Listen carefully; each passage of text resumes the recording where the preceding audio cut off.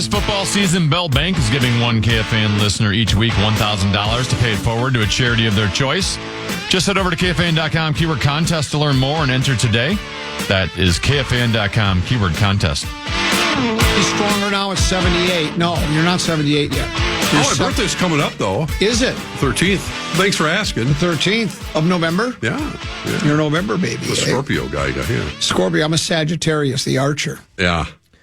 I think I'm that half horse, half... in the Sagittarius symbol, a half horse, half human. I think so, yeah. I think they call that a unicorn. Centaur? A centaur. A centaur? Oh, I thought it was unicorn. No, unicorn is the one that's got the horn in the middle of his head. Yeah, right. Well, let me ask you a question. Yes, sir. Do you think after today's trade, the only question to be answered is will they be wearing road whites or Honolulu blue at the big game? They got a washed up Zadarius Smith. Washed up? Everywhere he's been, he provides 10 sacks a year. I don't know about that. No, I wouldn't call. I'm being a little sarcastic. Yeah, I mean, they were hinting at getting, I'm using the air quotes, replacement. You don't replace Aiden Hutchinson, but looking for a little more pass. As if they have a weakness. They don't really, defensively, they can be scored upon, but it doesn't matter because they're so damn efficient on offense. It doesn't really matter the way that Goff is operating that offense right now. But yeah, I mean, it's a good move. I mean, they don't think they had to give up a lot to get him. No other movement. Certainly the Vikings haven't, gone after Dexter Lawrence that we know of or anything like that at the moment. They did place my guy, Will Reichert. He's gone. I mean, he had that quad injury, which apparently caught Mel Daniels by a little bit of surprise. And he was struggling. We saw the other night. And he texted me, and I said, well, he's hurt. Right. But, and then at the same time, they're looking, they had to get another long snapper. So they're bringing back their kicker that they had in training camp. I think it's Tony Romo's second cousin 3 times removed. What's his name again? John Parker Romo? John Parker Romo. Yeah, he was a leading kicker in the XFL. Oh. He's been around a little bit. Everybody has their emergency people, but it's just ironic that both their long snapper and their kicker out at the same time. Isn't superstar Rob Mike Morris? He could still long snap. Somebody sent that email to me, and I said, I don't think Morris can even bend over at the waist anymore. I think the idea. He might be able to bend over, he may not be able to get back up. That's it. So I think that he can eat with a fork now, though. Yeah, he can. He has learned to eat with a fork. You know what though? He could still snap him. I guarantee you, he could still snap that thing back. To that ship, I think, has sailed. Yeah, it probably has. It probably. Hopefully, the Romo character will put his best foot forward. Yeah, well, hopefully they won't need him that much, but he's kicking an extra point. I got that. But yeah, nothing else has materialized with the Vikings. I don't know, when is the deadline? An hour from now? Just under an hour from now. I told Tenney B, tell me if you agree with this. He thought this was a good comparison. I was trying to compare the Zadarius trade to another one, and I would compare it to the Cam Robinson trade. It's both guys that are good at what they Cam Robinson, a quality left tackle, not amongst the best in the, he's not a top 5 left tackle, but he's very good. Zadarius isn't a top 5 edge rusher, but he's very good. Both teams were able to find somebody to replace really important positions, left tackle and edge rusher, with guys that seem very competent. Everything I've seen, when they grade people out, didn't the Cam Robinson get nice grades of Pro Football Focus and such? He played well, right? Yeah. Stepped right in, and that's why it was. I remember when they were asking KOC, I think, about will he be able to step in right? Well, we'll have to kind of see if he picks up in the. Playing left tackle, again, I'm not saying there's not some complexities to it, but it's like the snap's going to be on 3. If we're passing, we need you to stand up and pass block. Don't let this guy get past you. And if it's a run and they're coming on your side, try to pancake the guy in front of you. I mean, it's not that complicated. Yeah, the guards have a little bit more responsibility in terms of run blocking and the strategic aspect of it, trap blocking, whatever you want to call it. But yeah, I mean, and I heard KOC on with PA today, and he was talking about him, and look, he walked in the building last Wednesday or Thursday, and he figured it out in a hurry. Now he gets to face his former team immediately with Jacksonville. The question always comes up: how much does he know about what the Jaguars are going to do offensively? Since he knows all their calls, he knows all their signal. I don't really think it matters. I mean, basically, teams can almost announce what play they're going to call if you can't stop the run. I mean, it doesn't matter. Or, I mean, I don't think it's that big a deal. I'm sure he's got a few hints on what Trevor Lawrence likes to do and this and that, because he's intimately involved in that offense game plan every single week. But more than anything, I'm sure he's going to enjoy going back and maybe punishing him a little bit and being a part of it. But they should, either way, they should beat Jacksonville. But nothing's easy these days, as we know in the NFL. It is an important day today. It's election day, and I want to put you on the spot, but I have to read this email and see what you have to say. It says, Decision 24 is really heating up. Yep. I think I speak for everyone when I ask who's the great Mark Rosen siding with, A-Rod and Lori or Glenn Taylor. It's time to make the Wolves great again. Brandon from Becker. Yeah. They're in the middle of they just started, right? It started yesterday. What's the arbitration? Arbitration, mediation. Right. I don't know which word is the proper word at the moment, but it could take anywhere from, I think, minutes to weeks, maybe even months, right? It's probably going to take some time, right? I'm sure yesterday in particular, the amount of paperwork that's involved, and if let's just say they were televising it, I'd be pretty dry, I think, yesterday. Both sides are starting to present. I asked Karn, is there more than one person, more than one arbiter? And it depends on the situation. Depends on there could be one person, it could be two, it could be three that are listening to it. But I did see I thought I saw three. Video. I thought I did see it. Might be right. Just because I was reading a story on, I think it was Fish Wrap West, Athletic, whatever, and it said it's binding. It could be 2-1, 1-2. It doesn't have to be unanimous. It could be 3-0, but even 2-1 would be enough. Whatever side it is, that's enough to do it. So it sounded, I think that the point they were getting, I think it's 3, but I could be wrong. But I think it is 3 people. Well, and for the first time last night, you had the side, Glenn and his wife Becky on their normal seats right next to the Wolves bench, and then the other side I was able to pick up at least on TV a little bit. I could see A-Rod and his gal, and I think Lori was sitting next to him. So you have the sides literally on the opposite side of the court from each other, and it's going to take some time. And I don't know. It depends on who you talk to. Other than the fact that Glenn Taylor has a pretty good track record of winning. Period. He's one of these. Well, in terms of winning cases or winning situations like this, he doesn't get into a legal. Layers of legal situation like this too often without him coming away the victor. So that's easier said than done. We don't know the specifics. We know that Glenn made it very clear that it sounded as if, he was doing this for his limited partners, that the value of the team went up exponentially, and he felt like, I don't want that they didn't have the money. A-Rod and Lori didn't have the money in on time or whatever the case may be. There was a technicality where it was like that 40% payment, whatever it was, that would have made the majority owners was due on like March 27th. He says, hey, didn't get it in on time, so sorry, technicality, you're out. Yeah. Lori and A-Rod say that's not the case. We had it in on time, plus you get 90 days after that. Right. So they both have so I don't know how simple it is if they just go, well, here's the check, or whatever, the statement. The payment got in on this day, it got in on time, it's your team, or it didn't. It's, to me, obviously, it's more complicated than that, but it seems to be, it should be fairly simple, but it's not. It never is. No. So, in the meantime, the beat goes on. They won last night. They still have some concerns. I think defensively in particular, Chris Finch was, pretty outspoken about being not happy with Jaden McDaniel's defense of late. It was good to see some of the kids get in there the other night. I ran into Johnny Athletic at the Vikings game the other night, and I said to him exactly what, I don't know if he was talking about it ahead of time, but when they lost that game to San Antonio and watched, then you hear the next, your favorite topic. Team was tired after their, the back-to-back game. Well, back-to-back, they didn't land until 4:30 in the morning in San Antonio. I said, wouldn't that have been an opportunity as that game went on and it looked like the Wolves were lagging? They were hurting. Play some youngsters? Yeah. They did last night later. Dillingham got a chance to play, and I think. Oh, did Dillingham finally play some basketball last night? He did. Okay. And he looked good. He had an opportunity to play before it was real garbage time. The Wolves were up, substantially, but they had like 3-4 minutes at least. It wasn't like the last 30 seconds. But I think the other night is a perfect opportunity. But, and John, I don't want to put words in Johnny Athletic's mouth. He can do it himself.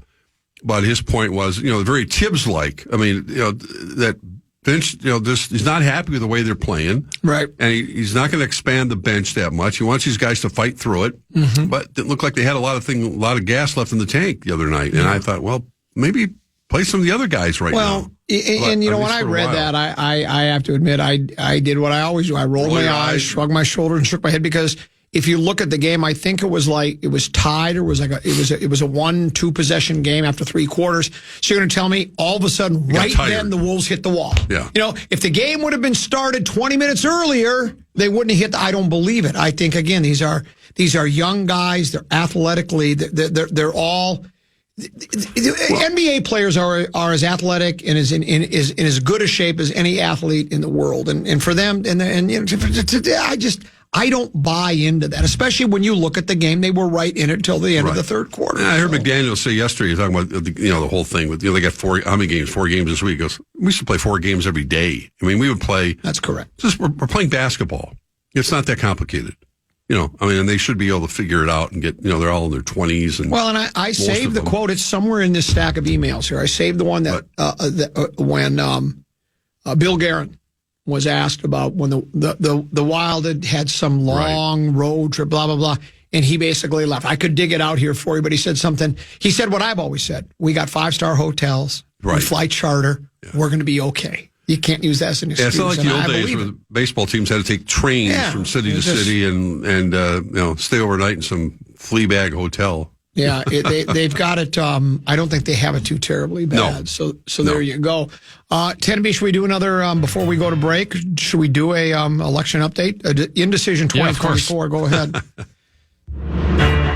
It's time for a Common Man program, Indecision 2024 election update. Here's national election correspondent Tenna Beasy and senior political analyst, the Common Man, Dan Cole. A lot of people are at the polls. They're having overwhelming numbers, Tenna B. Let's see what we have to report in South Washington County. Let's see if there are any precincts reporting, Tenna B. We just got a report in from South Washington County that 0% of the precincts have reported. Wow. That was a Common Man program, Indecision 2024 election update.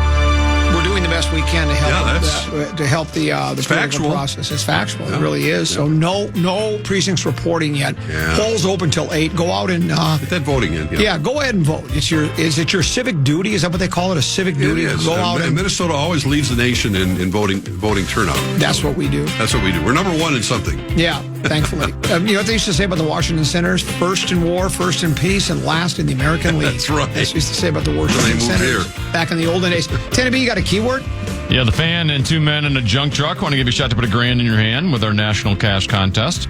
Enter the keyword cash at KFAN.com now for a shot at winning. The keyword is cash. Enter now at KFAN.com.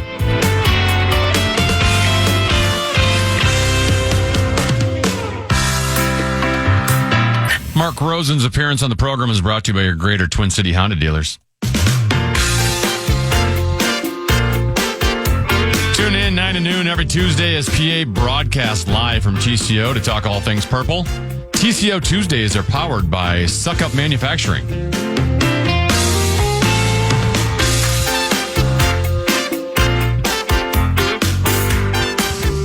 I'm always amazed is probably too strong of a word, but I'm always amused by what irritates people. This is the second time this text message has come in or a derivative of it the last 2 days. It was yesterday. Here's a gentle reminder that there's no I in Jaguar. So somebody must be saying Jaguar. I don't know. Is it a commercial ad or is it in our? We play the Jaguars next, right? Is that our next opponent? Yes. So maybe it's in a promo that says Jaguars. It's not Jaguar either. It's Jaguar. That's how it's pronounced. That's the correct pronunciation. That's the correct pronunciation. The car in England, I remember I watched it on TV. They'll say, go see it at your local Twin Cities Jaguar dealer. Right. It's a Jaguar. So you're wrong. I mean, you're right that there's no I in it, but it's not Jaguar. It's Jaguar. That's what it is. And most people That's pronounce the official it Jaguar. I understand that. They pronounce it wrong. No. A lot of people pronounce his name Sauce, and it's really imbecile. No, I'm just kidding. That wasn't even that funny of a joke. Lucky. Speaking of that, we will. What is it? Jaguar. Well, there you go. That's not the way to say it. Jaguar. English pronunciation is a little more. It's Jaguar. Formal. Jaguar. It's Jaguar is what it's pronounced. Okay. Speaking of comedy, you're more than welcome. You want to do 5 minutes tomorrow, 10 minutes? Tomorrow? At the Mudroom. We're doing a Wednesday night performance at the Mudroom. The Mudroom I would compare to, it's like Catch a Rising Star. It's a very small venue, very quaint, very personal. And Meat Sauce and I will be opening the comedy season at the Mudroom. I think this is the second year they've done comedy at the Mudroom. They wanted to really kick it off with a bang. So they invited Meat Sauce and I to do it. That's tomorrow night. We gave away tickets earlier this week. Wednesday night. That's in Mendota. It's right below Lucky's, the restaurant upstairs. So you have something to eat at. And then they serve food downstairs at, how would you like to come and do 5, 10 minutes, 15 minutes? I wouldn't. You know? Well, short notice. I don't have any material planned. 10 and B, how about you? Would you like to do 5, 10 minutes? You've got a fairly good sense of humor. No money, no funny. I can put $1.25 in your pocket. Not $125, $1.25. Literally $1.25. I guess you're out. I'm not going to make it. I just want to make sure. So there you go. That'll be a lot of fun tomorrow. Yeah. I saw the Fish Rock Factory West Side. And there was the baseball story, winter meetings. Business as usual for the Twins. Oh, boy. What does that mean? I don't know. It means nothing, I guess. Falvey says, we just keep doing what we've always done, which is nothing. Basically, as we sort of kind of wait to see. We have the arbitration situation. We just talked about it with. And somebody said, you guys obviously don't listen to your own radio station. Johnny Krasinski was on with Brown and said it's 3 arbiters. Well, I knew it was 3 arbiters. I said it was. You said it was. Yeah. And he's right. I don't listen to our radio station. I just don't. I don't listen to anything but myself. And I don't even listen to what I have to say. Right. When you say something, usually I'm not listening. I'm just waiting for my turn to talk. I get that. I basically watch the Rockford Files in the National Football League, Cornhusker football, and Buckeye football. That's what I do. Yeah. I got other things to do. Yeah, I understand that. Yeah. So it is forever. But so we just talked about that. And the Twins, so that's like to decide who is going to be the majority owner. And the Twins are on the, in the same boat, sort of, kind of, except that there's not a debate who the owner is. They just haven't found one yet. They have basically, they have they are going to explore the intent to sell the Minnesota Twins. I think there are a lot of fans who have come to the conclusion that I have a long time ago that part of the reason the team isn't successful is they don't spend the money in the right spots. We've always said this. We don't expect them to have the highest payroll in Major League Baseball every year, but when you feel like you're in that age of Aquarius, go ahead, spend a couple of dollars. They didn't do that. Matter of fact, I think what really took the wind out of the fan sales last year was after getting into the playoffs, finally winning a playoff game after that 0-18 streak, and then cutting the payroll by $30 million really annoyed people. Then we saw the collapse of the club. So I think most people would like to see an ownership change. It's always possible they don't find somebody, right? Yeah, 100%. They don't find anybody that they can make an agreement with. If that were to happen, let's just play this out. Let's say all of a sudden it's announced, well, we haven't sold it, so we own the team and it's business as usual for the Twins. How annoyed do you think, I don't think it'll be one of those things where people completely boycott the club and no one's going to games, but do you think that attendance will suffer again? I think attendance will suffer either way. Okay. Either way, because unless they make a splash in the off season, I would hate to be in the sales department and you start making either phone calls or correspondence with current season ticket holders, to say nothing of trying to attract new ones. And they have obviously full season tickets. They have partial season tickets. You can buy different packages for how many games, 30, 20, whatever it might be. It's still going to be a hard sell. I mean, what are you selling? I mean, last year you could sell the success they had in the postseason. And even though they cut payroll, they still had the nucleus of what looked like a very competitive team, a team that was likely favored to win the division, along with Cleveland. But we know what happened. But now, fast forward to this season, thinking, does anyone think they're going to go out and sign, the equivalent of a Sonny Gray, which they let depart a year ago? Or how are you going to supplement that lineup? There were so many disappointments along, and I'm going, I don't know. it doesn't matter who the owner is right now, unless the philosophy changes. And we got through watching, a World Series between two of the richest teams in baseball, and Cleveland obviously was there, almost to the bitter end. But it's pretty hard to project your team making those kind of major strides. And the selling of the Minnesota Twins has got to be harder than ever right now. The shine of the ballpark is gone. We know that. The Royce Lewis thing and Byron Buxton and the young players. Correa. The pitching staff is okay. They got a decent couple three quality starters. One guy Lopez that's and Ober but it's Joe Ryan. Ryan if he's healthy. And then, but based on, again, watching the World Series and seeing these numbers, the sheer numbers and quality of relief pitchers that come out of the bullpen, pretty hard pressed to try to duplicate that. So even trying to win your division, to try to be competitive in your division after the collapse last year, it's a tough sell right now, no matter who the owner is. Well, unless they change their philosophy. The way baseball is played nowadays with the sabermetrics and analytics, I still think for the most part, most teams do try to hit home runs. Even if you watch the World Series, the most dramatic runs, the ones that won the ball games, were home runs. It was the walk-off grand slam. There were a couple of back-to-back home runs. Home runs seemed to win. Right. I know the final game was a couple of sacrifice flies that ended up driving in the winning runs. But so it seems as though, if you remember the Twins at the end of last season, not this current one, but the one before that, they said, we're not going to change our stripes. We're going to try to hit home runs and strike people out. And I think most teams take that approach. So I'm beginning to think, as much as I've always liked the idea of having, shut down ace pitchers, which I still think is important. I'll take one.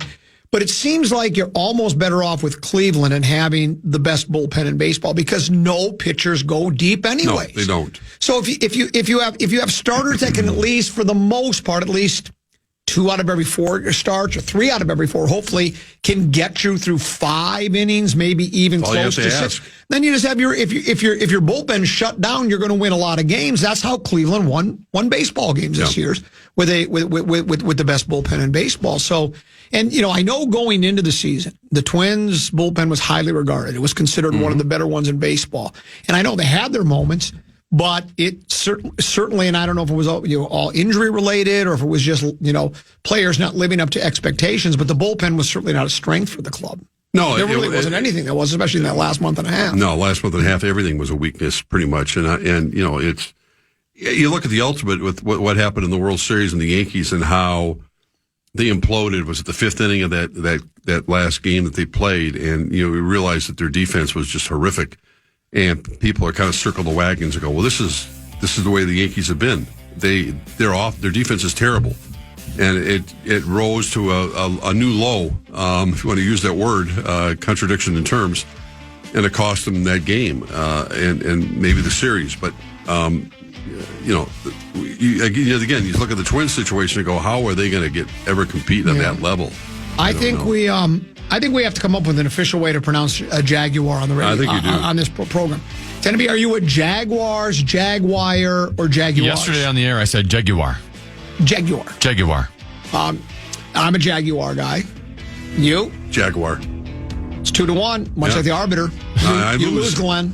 The funny thing is, I used to be a Jaguar guy, but I like how you say Jaguar. It's more fun to say it that way. It's more fun to say it. What's really fun so I've switched. And what's really fun is to say it with an English accent. You go to your nearest Twin Cities Jaguar dealer. It's just so much fun. We'll break. We'll come back. And we'll have one more segment to go here on the Common Man program on the Fan.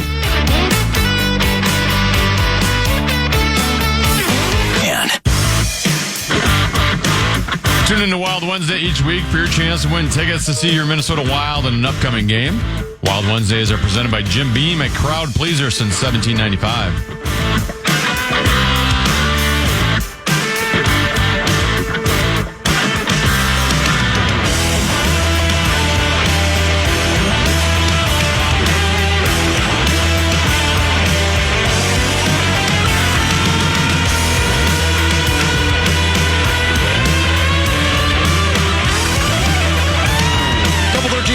Pass, Common Man program. I'm Common. He's Tennessee. Mark Rosen is here as well.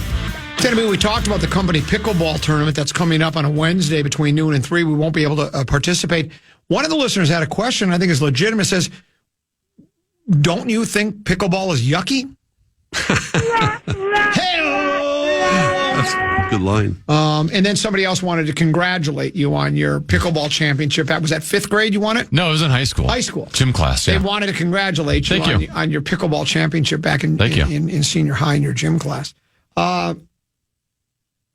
Did the Wild win again last night? Did they play or did they play tonight? They didn't play last night. They played Sunday. They won Sunday. Do they play tonight? They got the LA Kings tonight, yes.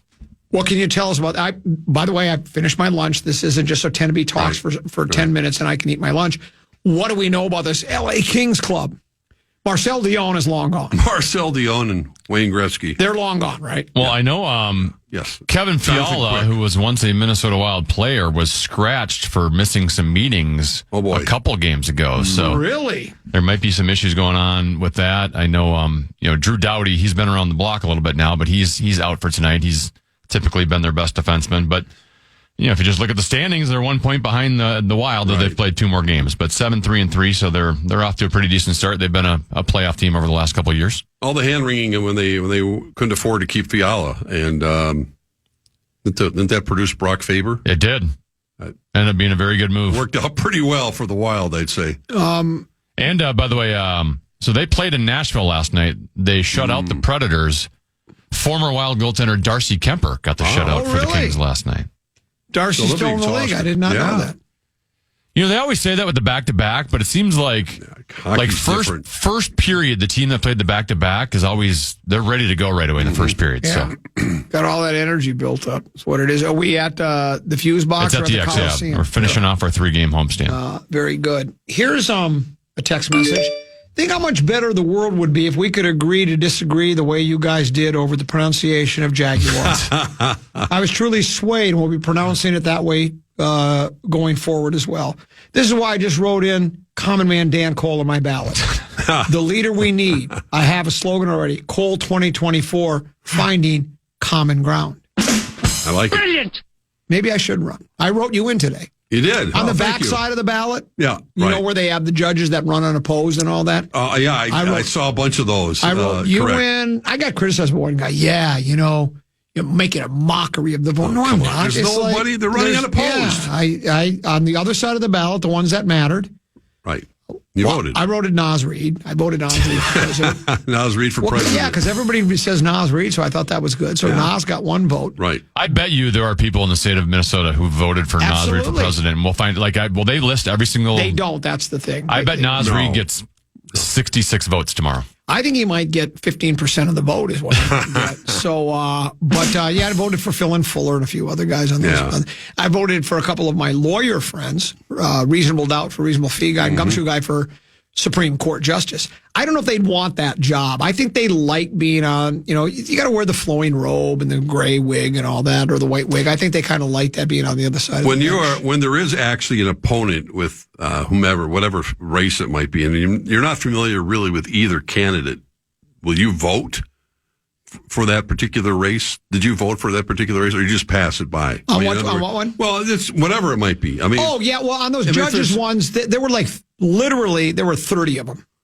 30 different ones, and they're all running unopposed. No, but I mean, if there's a race that there are 2 people facing each other, but you really don't know.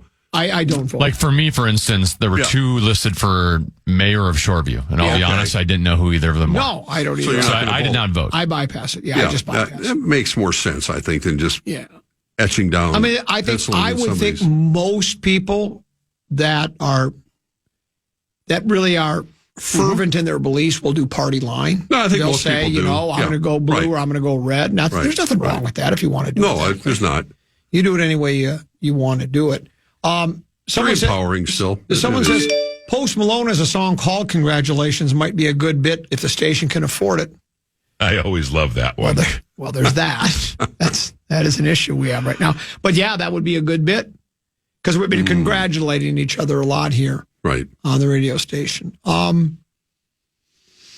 What else do we have that would be... I wanted this Gopher football. We've not talked Gopher football. I watched the Illinois game. I have to admit, I didn't think I did an official apology to to the Gopher club in general, specifically PJ Fleck, but I don't feel like I really need an apology. I've never thought he's done a bad job or the team wasn't really any good. I just thought if you're out there hoping that this program is going to, here as we move forward, you're going to get to those thrilling days of yesteryear, I've just, because of the situation, and then when you add nil on top of it and everything else, I've just thought they'll never get there.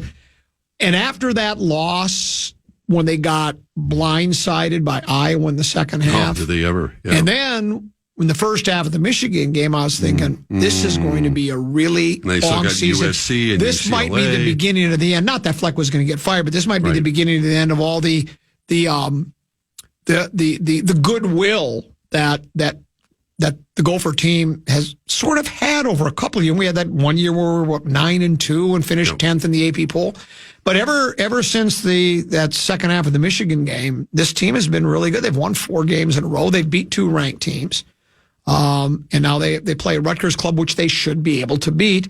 I don't know. The Penn State game will be a real barometer to see how far they've come. Because Penn State, now they lost to Ohio State. They did. But at home, which is really make their fans very disgruntled. Yeah, well, I think Penn State's lost that's 8 consecutive losses to Ohio State. They've got their number. Yep. But and is that here or at Happy Valley? They have the Gophers have the bye week after their game at Rutgers, facing their former quarterback and the coordinators. It's one of those very familiar with each other kind of game on Saturday where Kalakamanis gets a chance to get his little revenge against the Gophers.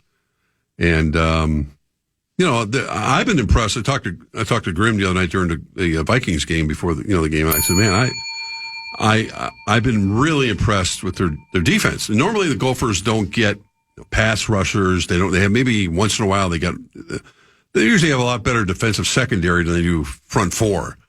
But they got some bodies up there. They got some guys that are putting pressure on the quarterback and doing a really nice job. And that's something whether it's been a point of emphasis during recruiting or whatever it is, it's unusual to see the Gophers with that kind of push up front, which is producing some results. So, yeah, I mean they're in a position. Obviously, the bowl game thing, they're kind of joking about it. The last place they want to be is in Motor City on Christmas night or something, playing in that or Motor December City, 16th whatever it is. So they have an opportunity. Certainly. The Rutgers game to win. They have the bye week and they play Penn State here, then Wisconsin. And Wisconsin looks pretty vulnerable for Wisconsin teams. They haven't been playing their best football. So if the Gophers can somehow win 2 of their last 3 and get to 8 wins, that would be. Well, I saw it spelled out. Better bowl game too. I don't know again which fish wrap I read or whether it was the Athletic who was, but they were kind of talking about if they go 3-0, here are their possibilities where they could go, and they would get a bet that the more wins you have, the better bowl game. I guess some of it too, I think, has to do with how many Big Ten teams go to bowls. I mean, there's a lot of there's a lot of Big Ten teams that are going to go to bowls, right? Indiana will go regardless. And again, playoffs. Hell, Indiana might make the playoffs, but you have Indiana, you have Ohio State with only the 1 loss, Penn State with the 1 loss. And Oregon is number 1 ranked team in the country and no losses. So those are 4 clubs right there. They're going to eat up some bowl games, and so. Or get into the national championship. They'll be in the national, obviously, all 4 of them. And if all 4 of those got into the playoff, let's say 4 went, I think I read that would bode better for the other Big Ten clubs that are bowl eligible because they'll get better bowl games because they like the bigger schools to play. And I know Minnesota's not considered a helmet school, but they're playing better, so they'd get a better bowl game. And we travel well, as you know, Mark. We travel. How was your experience? We had fun. Sort of. The game wasn't great. It didn't rain. That was the number one thing because there had been rain predicted right up until as we stayed in Omaha. I think I told you on the way from Omaha. So we left at 9:00 a.m. from Omaha, 2:30 start. We left at 9. But halfway there, my wife looks at the weather forecast and goes, He goes, it went to like 2:00, 2:30 is a kickoff, right? 2:00. 50% chance of rain, 380, 400, 500. So it was going to be like, it's going to pour. It never rained a drop the entire time. So something changed. So that was nice. Great. It is, if you're into the college football atmosphere, everybody told me that Memorial Stadium's as good as it gets. And it is. It's fun. We had a kick. And was, my wife she really wanted to go to a game with her boy. Yeah, I understand so that. She loved it. She ate it up. I did a lot of ripping. There's lots of rip that day. Yeah, we did a lot of ripping. Deuce, too, I'm sure. Yeah, and Deuce sang along. Deuce loved it because he knows that I kind of roll my eyes and shrug my shoulders and shake my head over the Husker power. And then there's a song they sing at the end of the first quarter. It's not a fight song, but it's got like 8 or 9 verses. It's like Hey Jude by the Beatles. It goes 7-11. And I'm like, at the end of it, I go, dude, do you have all the words memorized? He goes, well, yeah. He goes, I mean, I kind of have to, the song's got to get started. Once I do, I can do it. He's singing along to the whole thing, but it was a good time. Student section was rowdy. There weren't many UCLA people there. The best part was they did some pump up video before. Mm-hmm. I don't know if it was a former, if it's a current or former Husker, who it was, but he called them these jabronis. Yeah. I'd never heard the word before. Jabronis. Yeah. No. Yeah. Tammy, can you look up the word jabronis? Because let's send these jabronis back to La La Land or something, right? California. It's 27-7. So we started calling the UCLA jabronis. Jabroni. I'd never heard the word. It's a slang word. It's a stupid, foolish, or contemptible person. Yeah. Loser. That's what they were calling them. They were calling them the UCL jabronis. Well, it's a good nickname. The jabronis were putting a beat down. It was 27-7 at one point. And the bad one was Raiola threw a pick six, just like J-Love did to Detroit on Sunday, where just throws a pass right to an opposition player. They fought back. I'd like to know, Tenby, could you just Google this for me, just on my own curiosity? See if there's anything on Raiola, because he got knocked out of the game. He left. Right. The backup came in for a bit. Raiola goes sprinting back down to the field. Next thing I know, he collapses on the field, and they have to help him off. So I don't know if it was if he'd got hurt, thought he was fine, went off the field, and then tried to come back in at a full sprint and fell down again. But it didn't look good when they had to help him off the field. So. He's expected to be good to go. Okay. For USC. Good. Fight on for victory. On we go for USC. That's all I know about it. But anyway. Yeah. So yeah, we had fun. It was a good time. Here's a text message that came into the Bradshaw and Bryant KFAN text line. By the way, we're broadcasting from our 651 Carpets Plus studios, but this one says, I want to congratulate Tennessee. He just received 1 vote for Soil and Water Conservation District 3 Supervisor in Winona County. Yes. Wow. Larry Mondello guy voted for you today. Thank you, LMG. Yeah, think about that. I've told this story before.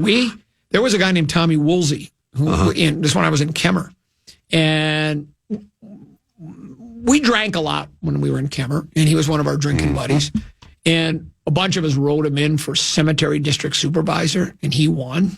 He was so mad at us. He actually won? Well, I don't even know what it entailed. Yeah. I think he had to mow the lawn at the cemetery like once every couple of weeks, but he wasn't real happy about it. I don't even think he had. Can you turn it down? I don't think he had to serve. I like going with that. He did, but so that's what we did. So Tennessee, you think about it. You might win Soil and Water Conservation District 3 Supervisor. I love those races. I'm probably more qualified for that than my current job. Yeah. Well, I think you're qualified for your current job because there really isn't much to it. Just your board op is what they call it. I never asked you. What did you make of Kelsey smashes a cell phone when the fan calls his brother derogatory, name homophobic for dating. slur? And then did you see the Embiid one about Joel Embiid, with the columnist and what do you have a take on the Kelsey story? Thing is, he apologized and said he should have handled it better. I saw it, and when you usually have handlers or people around you, he's walking unaccompanied to the stadium, and we call them keyboard warriors. It's kind of the equivalent when you're walking around this kid walking around with a cell phone and hurling insults at the Kelsey family or at his brother in particular. And you're hiding behind the phone. The smart thing to do is to walk away. If you have someone there that's walking with you, you just gently say, look at pal, just back off. You don't want to obviously put your hands on them. Yeah. Did he overreact? Yeah, I understand though. I mean, he's going after your brother. I mean, and he's calling him a name, and it's an impulse. He apologized for it. He didn't put his hands on the guy. No. Or probably anything like wanted that. to. Well, I'm sure he did. Probably want to smack him in the mouth. But I think it's pretty indicative of the world we live in right now. Yeah. I mean, however, whether it's sports or whatever the social media stuff is what it does. Like Tennedy was saying yesterday, guys will have their phones out trying to egg somebody on, hoping they'll do something. So, get it on tape. The guy probably wouldn't have minded if Kelsey cold cocks him because then he'd probably try to sue him. Yeah. You know? Well, you can't just hit me just because I started saying things to you. I don't. Or they want it just to go viral. Yeah. So all of a sudden they get, I got 1.5 million views of me getting Jason Kelsey going. That's what I'm saying. Is that the whole world that person purposely said, I'm going to go do this is really sad. I mean, that's just sad. I mean, if you're going to be that brave, just go up to him and say that to him on your damn phone going. Good luck with that. Going after a former professional football player and using that derogatory term. You could say anything to him. You want to say, I hate Taylor Swift because whatever. But come on, grow up. You're a child. What about the Embiid one? The columnist wrote it. He's been critical of Embiid for quite some time now. Allegedly, I didn't see the columns, but I've been told the column that really annoyed him was apparently Embiid said something about he wanted to leave a legacy for his brother who died in a car crash at 13. He named his son after his brother Arthur. And he said, well, if you're going to leave a legacy, maybe I'll start playing more. And that probably was a little out of the line. The columnist offered an apology. Yeah. And Embiid said he didn't want it. And Embiid actually physically, I think, touched the guy. But nothing ended up coming of it. It's that, it's that fine line between the media will criticize, especially, Jerry Burns once said it when he was on with Chad Burrow one time. He goes, both sides of the river's got to have a ripper. One side of the river's got a ripper. And it's true. There's always a columnist that really he's snarky. He's, and he'll take jabs, at a club. And some guys, after a while, don't want to hear it anymore, and it really creates some tense situations. Yeah, it doesn't happen all the time, but it does happen. If you want to torch someone through a column, and I know he was basically using Embiid's words, talking about his late brother and whatever, I don't think you need to go down that road. I just think you need to just stay. You can, without saying it, you can say it that the criticism about Embiid is, well, then you need to go play more without bringing up the loss of his family members. Right. I don't see that's necessary because it's kind of assumed that you're kind of referring to that, but you're gonna poke the bear when you're doing that, and I think that's going past the point of being you're trying to make a name for yourself. To me, my way of thinking. But it's the world we live in. And sports and sports writing and commentary is all part of that. Yeah. Have a hold on. Gosh, here it is. Here's a text message that says, Common, I'm actually a soil and water conservation district supervisor. Tell Tenneby congratulations and welcome aboard.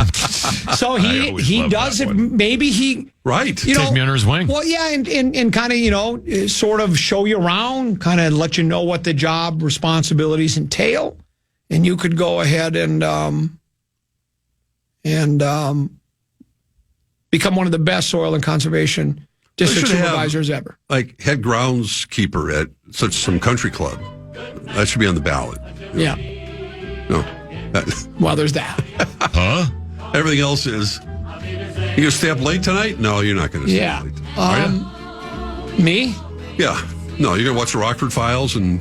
I'll be honest with you, and I shouldn't admit this working at the All Sports Station. I've been watching. I've watched all of them. Well, for a year straight, I watched both episodes every night. Yeah. So I've seen every episode 13, 14 times now. Doesn't mean I won't go back to it. What I generally do now is I'll tune in. If I like this particular episode, I might watch it. But sure, I'm basically doing a crossword puzzle and reading news. I'll stay late tonight is what I'll do. Yeah. Good to see you. See you tomorrow. Yes, sir. Teneby, thanks for having me. Hey, great job. You as well. Brian Oak tomorrow, too, at 1:30. Talk about Quincy Jones. We'll do that. Enjoy the rest of your day. Big Ticket JG there next year on The Fan. Wherever you are. Good morning, good afternoon, and good night, Minnesota! Listen back to any of Common Man's programs by podcasting on the iHeartRadio app or KFAN.com.